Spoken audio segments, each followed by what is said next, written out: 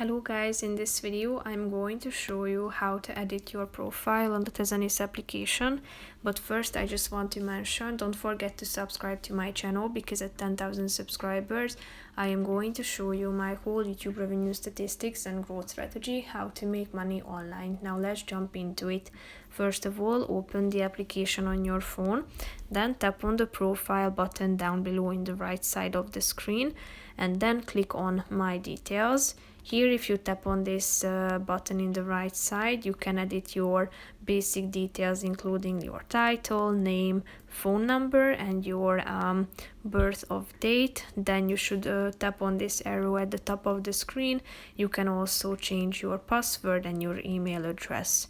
Here you can add your addresses by tapping on the Add Address button and fill in this form and then click on Add Address down below so that it will be saved as well. So when you order something, it will be filled out automatically.